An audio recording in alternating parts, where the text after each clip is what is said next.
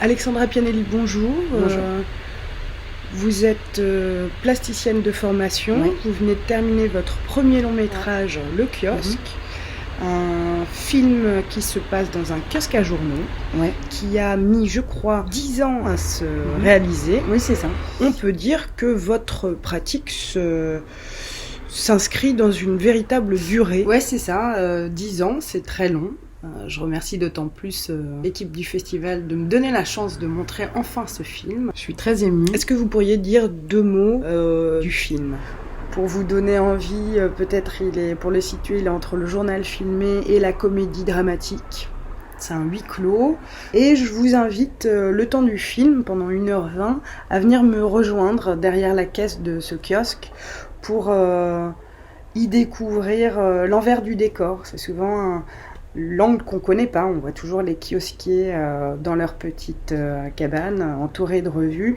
Là, je vous montre la fenêtre ouverte sur le trottoir, sur le monde. La petite histoire, c'est que ce kiosque, en plus d'être un lieu de travail, c'est aussi une maison de famille. Toute ma famille, depuis mon arrière-grand-mère, y a travaillé. Et comme un bon chocolat ou un vieux whisky, on peut dire qu'on est là depuis 100 ans. On était là depuis 100 ans. Moi, je suis arrivée en 2008 pour aider ma mère. C'était pas du tout prévu. Je devais être là le temps qu'elle trouve quelqu'un. Elle m'a formée pour l'occasion. Et finalement, c'est moi qu'elle a gardée. J'étais fraîchement diplômée des arts décoratifs de Strasbourg. Et j'étais justement à la recherche d'un job alimentaire. Donc j'ai troqué mes machines et outils vidéo perfectionnés contre des outils plutôt sommaires, ce qu'on trouve dans un kiosque à journaux, essentiellement du papier, les billets de banque, les journaux, le carton, etc. Et je me suis lancé le défi de faire un film avec rien, avec ce que j'avais sous la main et mon téléphone. Ben justement, là, on a envie de se demander comment le tournage s'est déroulé, quel choix vous avez fait, dans la mesure où en quelque sorte, vous étiez doublement à l'œuvre. La plasticienne, la réalisatrice du film et la marchande de journaux. Est-ce que vous auriez une anecdote de tournage à partager avec nous pour... Alors tout d'abord, faut pas vous imaginer un film spectaculaire. Le dispositif du film, il a été conditionné par l'espace du kiosque, qui est pour le coup très petit. Et j'aurais pas eu la place d'y mettre une équipe de tournage ou un preneur de son. Je pouvais pas ralentir la cadence parce que j'étais là pour vendre des journaux. Et par ailleurs, je voulais pas non plus effrayer les clients que je filmais et servais en même temps.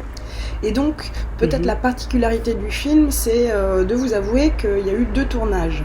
Ces images en cinéma direct, tournées dans le kiosque pendant 6 ans, et des images de pure fiction. Au moment du montage, j'ai réalisé avec ma monteuse Léa Châteauret qu'on n'avait pas toutes les images qu'on aurait aimées. Donc la solution pour faire exister ces choses que je voulais aborder, c'était de simplement se recréer un studio à la maison, un faux kiosque, une sorte de mur qui me permettait de prendre des nouvelles prises de vue. Donc j'ai vraiment recréé un petit décor. Et on a glissé ces petites scènes dans le film, au même titre que la voix off d'ailleurs. À la base, je voulais pas de voix off, je voulais pas plaquer quelque chose de très littéraire sur ces images très brutes, morcelées. Mais on avait besoin de cette voix pour tisser la narration de toutes ces petites capsules iPhone. Et du coup, l'autre défi a été, cette fois-ci de ce côté-là, de créer un petit studio son qui ressemblait au kiosque confiné. Un kiosque, c'est tapissé de revues. Je me tapissais de coussins pour absorber les sons, essayer de recréer ce dispositif sonore. Du coup, le défi que je me suis lancé, c'était de rejouer ces scènes et de faire comme si j'étais dans le kiosque. Ah oui. Donc parfois ça crée le trouble, on ne sait pas ce qui a été fait en direct ou a posteriori, mais a priori ça n'a pas d'importance dans la narration du film. Certaines personnes le voient, d'autres pas du tout. Justement, puisque vous parlez de processus créatif, Alexandra, Je vais vous poser une question assez sérieuse maintenant. Oui. Quelle serait votre définition du cinéma indépendant ? Je dirais que le cinéma indépendant... Très rapidement. Au même titre que l'art vidéo, que le documentaire de création, c'est un jeu. C'est un jeu sérieux, On aurait dû s'en douter. Mais en plus sérieux, c'est pour moi dresser le portrait d'une époque. Et tout le jeu réside dans le fait de trouver la bonne forme ou le bon dispositif. Il y a cette fameuse phrase qui dit « la forme suit la fonction ». C'est plus la forme... le médium choisi rentre en accord avec le message, le sujet du film, plus le résultat est convaincant. Et puisqu'on n'a pas d'argent, puisque en général les équipes sont fortement réduites, c'est là qu'on devient hyper astucieux. L'astuce, elle naît du besoin ou du manque.